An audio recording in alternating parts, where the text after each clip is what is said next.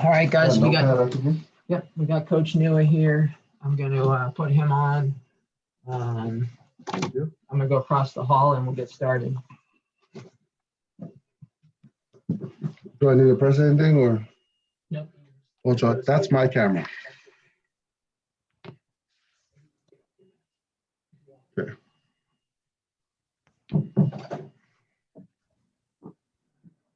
Hello? All right, guys, appreciate everyone taking the time out of their day. We'll get started with Coach Nua. Just as a reminder, if you have a question, put it in the chat function and I'll call on you and you can ask the question. We'll get started today with Isaiah. Hey, Coach. Appreciate you doing this. We've heard a lot about two players in particular kind of stepping up that kind of needed to this particular offseason in both Donovan Jeter and Julius Welschof. What have you seen from each of them, and why particularly with Jeter? We had heard that this is his best camp that he's had so far. What's made him take that big step forward? Jeter finally got into the, that comes with a lot of experience and just time. Young men finally realizing, oh, I can do this. I can do this at a consistent basis. And his mindset is probably the thing that's changed in everything he does, off the field, on the field, and with his teammates. And once that happens, everything seems to fall into place. So he's literally took his mindset into a place to where it's like helping him produce at a very, very high level, and especially at a consistent base. And he's in a good place. Julius Welschof has just experienced the game of football. Wasn't instilled in him at a young age. So the things he needed was a lot of repetition, and the COVID time off, it was probably useful for him, especially getting the playbooks and study. And then the next step was to get the feel for how to play the game, just so he get his football instincts intact. But they're both doing a great job of accepting their roles and just executing at a high level right now. Next question is from John Borton. Coach, to build on that, can you talk about the other guys that you have on the interior besides Carlo Kemp, Chris Hinton, Mozzie Smith, how they've come along and how much better you feel about how they're able to help you this year? Hinton, his limited experience last year is definitely helping him. Right now, he's not playing like a sophomore. He's his footwork's a lot faster now. His knowledge and understanding of the game, even though it was at a good place, is now even at a better place, anticipating stuff. And those are kind of like the guys inside, like, you guys named it: Jeter, Carlo, Hinton, Julius Welschof, Mozzie Smith is coming along with Jess Spade, Philip Paye. They're all doing good. The younger guys, especially Mozzie Smith, I see the progress more than he does, which is, it's good and bad. It's good that I see the progress. Bad that he wants to arrive already, but it's a good problem to have from his point of view. So that, because he's a competitive young man that has completely changed his body frame, and now he's at a level to where he's really, really close to being to having that breakout experience right now. So I feel really good with our inside guys. They're fighting. It's going to be some good battles. Our next question is from Tom Crawford. Yeah, Shaun, thanks for taking the question. I was curious to know on the rotation of your D-line, how many kids are going to be involved and how much of a challenge with these up-tempo offenses of getting guys subbed in time and get lined up? You stop the run, they can't go that fast. Now third and long has to be a quality rep for them, so they got to make sure they get it right. So we still got to stop the run to slow down those offenses once they get to those third down, and we were able to get our packages in that is ideal for those situations. But you will find time. We will find time to get a rotation in to make sure that we get our guys that are fresh in and utilize all of them. So it's not a challenge. It's just finding the right opportunities to get them in and out. But we have a pretty good plan for them. Thanks. Thanks. Our next question is from Zach Shaw. Hey, Shaun, I wanted to ask about Taylor Upshaw, kind of Yep. how far he's come. He was someone that was kind of late to football as a recruit. I guess how far since you got here have you seen him come, and what can he bring this season? The one thing that Taylor has is the he has the epitome D-line mentality, kills everything in his path, and I love it. Just got to control it at times, but very, very explosive, very athletic young man. Great size, great frame, improving a lot, is doing a great job of understanding the full aspect of the game. So he's going to be heavily involved in what we do, especially from a rotation standpoint. So I'm excited for Taylor Upshaw. Thank you. Our next question is from David Woodruff. Dave? Hi, Shaun. Kwity Paye obviously had some NFL buzz, but he decided to opt back and come back to the program. What does his return kind of mean for the D-line group, and how has he looked in camp? First, it's revealed who Kwity Paye is. Very, very unselfish, loves Michigan, loves his teammates, and he wants to leave a legacy here that's even beyond my own understanding, because he's what he's doing is, you look around the country and you see young men opt in, opt out. And I'm not saying that's right or wrong, but to see him not even flinch once throughout the whole pandemic, that puts Kwity at a whole different level in my book when it comes to character and the quality of man he is. But not surprised. It was just, wow, so, and I'm expecting a really good year because he's freaking dominating right now. Our next question is from Orion.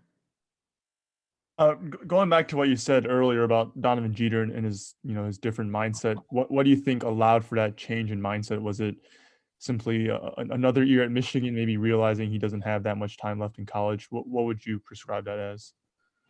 I think it's exactly what you said. Sometimes all of us, we tend to not understand how fragile and how very, very limited the opportunities are, and it's just, he's probably sick and tired of not breaking through, so it's a combination of all of that. And he's finally realizing that, what the heck am I waiting for? So, there's a lot of talks.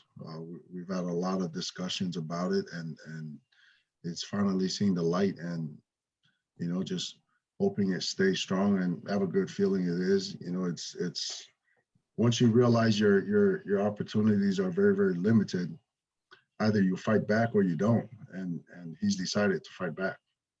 Mm-hmm. And then to follow up, Jim last night on his radio show, he mentioned that he thought that the identity of the team was kind of in Aiden Hutchinson and Kwity Paye. Would you agree with that? Would you say that the team has kind of taken on that type of identity following their lead, I guess?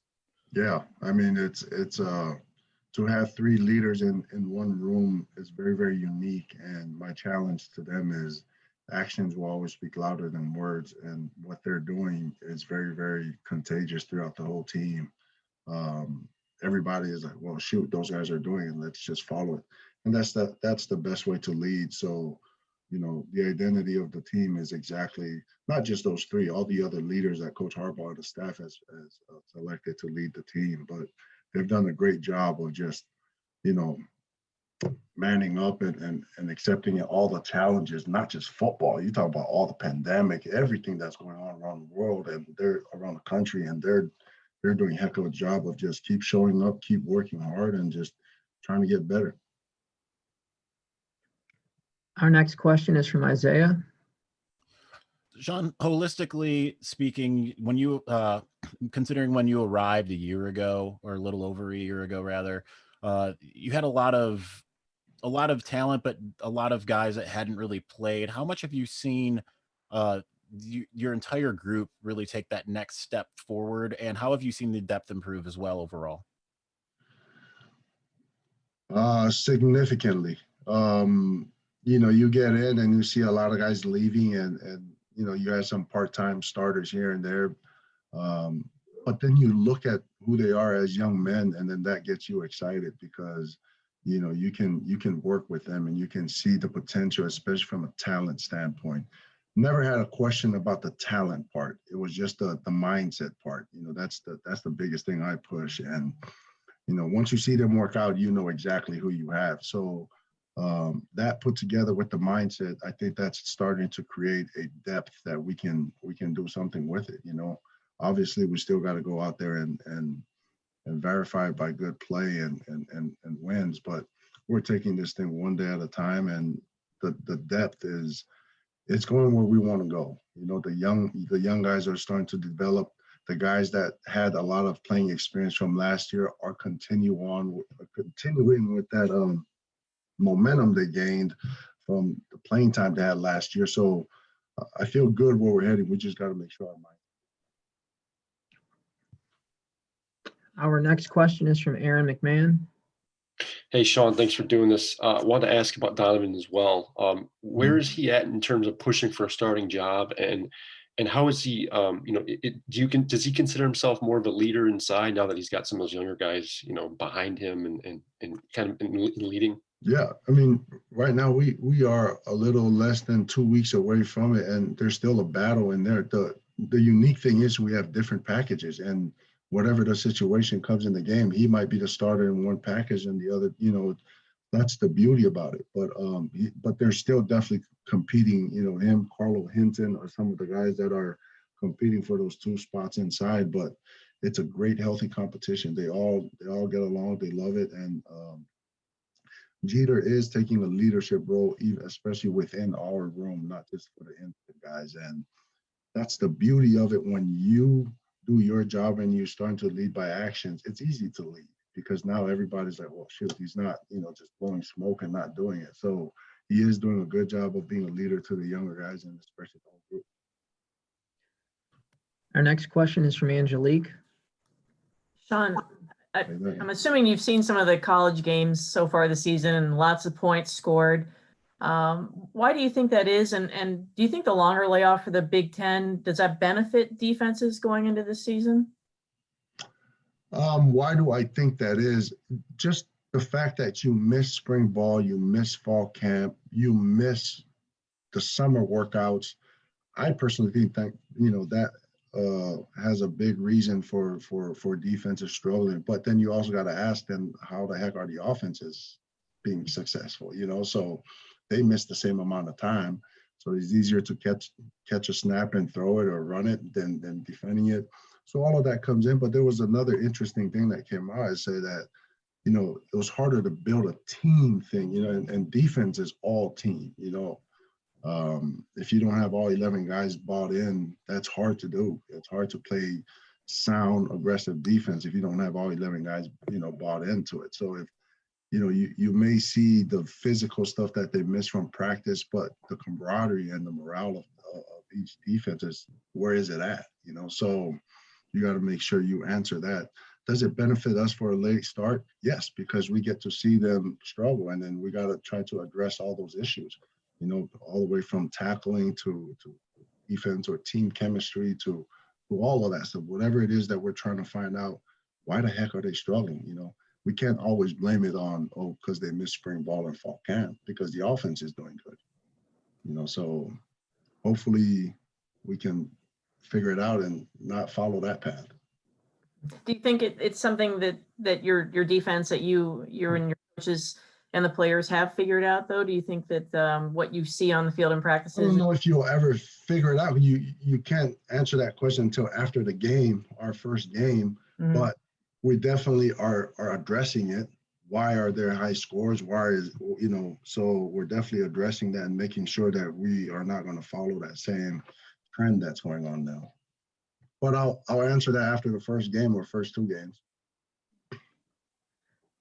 Our next question is from Austin. Hey, Shaun, thanks for doing this. When Quity last week, he mentioned that one of the things that he focused on in the offseason was his pass rushing technique. I'm curious where you've seen the growth there. And also, are there some things you can do schematically also to really unlock his potential as a pass rusher? Oh yeah, he's improved tremendously, and he's always been a good pass rusher, but he's definitely took his pass rush game to a different level, following some of the top NFL guys. Whatever Zoom meetings they have, he'll jump in. Me and him will talk about different stuff, and yeah, scheme can help because if his strength is there, but you keep sending him a different way, but Coach Brown has provided a lot of guys with a lot of sacks and a lot of defensive line in the NFL, and we all see that. So hopefully we can put, not hopefully, we will put him in all the best position for him to execute and get to the quarterback. Our next question is from Ryan Zook. Hey, Shaun, with some high school prospects playing high school football this fall in some states and some states not deciding to play, how does that change your guys' evaluation process, and how does that maybe differ between recruits that are playing high school football this year and those that aren't? It's a freaking mess. Now it's a guessing game. You have a kid that's a sophomore, you watch him and you're like, wow, great size, raw. Can't wait to see his junior. But then you don't see the junior. So now you have to go find these workouts that are not padded, and you just try to do the best you can to guess their progress. But there's nothing can replace them playing, so the guys that are playing, they will have an advantage in the evaluation process for us to follow them and say, wow, that guy progressed a lot. Oh, that guy, we didn't think he progressed from his sophomore to his junior year, or, whatever year they are. So it's just a very, very tough thing. And the toughest part is for us not to go see and feel them at their high schools, even at whatever that we can, whatever way we can at least have a personal contact with them. So very, very challenging times right now with recruiting. We're going to cut off the questions that are in the queue. We got about 3 more left for Shaun at this moment. So we're going to start with Zach. Shaun, you mentioned the leadership of Aiden, Carlo, and Quity. They also were the most vocal on the team in terms of wanting a season to happen when you guys didn't know what was going to happen. I guess, has that, desire to play, hunger, interest in a legacy, has that manifested itself in practice and in fall camp, and then kind of keeping the team together when there wasn't a schedule to necessarily prepare for? Yes, 100%. That's why we are very excited with the team we have, and they are too. Everybody's done the best they can and still is. You keep seeing some schools canceling games here or practices here and there. So you see our guys, and when coach gives them a chance to talk either after practice or whenever the opportunity is, they do a great job of always never forgetting that you still have a job to do when you leave camp, when you leave the facilities, to be smart. This is a very fragile situation we're in. So it's fun to watch them lead, so it's I just can't wait. It's been too long for us, and they deserve to play.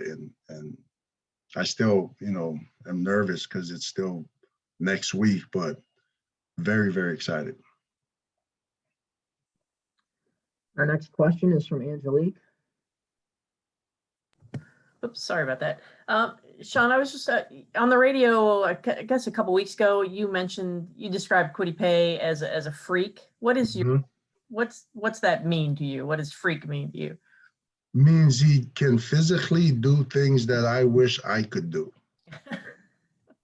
You could never do those things, or just now you're saying? Man, I lied to them so much. I used to do that. I used to do this, but you watch it, like, just the weights, the balance of his, and to combine that with the intelligence that he has for the game, it's just at a different level, and it's good to be part of it, and to have a role to continue to enhance it and get it better. But that's what a freak is someone that can do a lot of things that majority of people can't do physically. And you mentioned that the opener's, less than 2 weeks away. You're getting nervous. What have you seen from Minnesota, and what do you take from that offense? And thank you. Very big O-line, veteran O-line coming back. We still need to finalize who it is. I've decided that probably tomorrow I will completely commit myself to Minnesota. Right now, we're still focusing on us and trying to get us better. But they have a very, very good scheme to help. Their O-line, the quarterback gets rid of the ball fast, good receivers, running backs run hard, huge offensive linemen, and they bring in extra line sometimes to help out with their run game and the protection for their quarterback. But it's going to be a very, very fun challenge for us. I'm not nervous about the game. I'm nervous about the COVID thing. I want to make sure that thing is freaking not getting to us. Our last question for the day is from David Woodruff. Up, Dave. Hey, so last year we saw a lot of positional versatility from the D-line. What I kind of mean by that is that like the guys would line up inside, outside, especially Hutchinson, and Paye would kind of line up all over the formation. Is that something you see kind of happening again this year to kind of keep opposing offenses guessing? I think I'm going to keep you guessing too. I'm learning everything you say over here. It gets to the other side. So, but all I say is we're going to do the best we can to put them in the best position possible to perform at their talent level. Awesome. Well, appreciate you, Shaun, for thank you guys so much for having me. Yes, appreciate all the media, and we will talk to you later on. All right, appreciate it. Thank you. Have a good day. Thanks.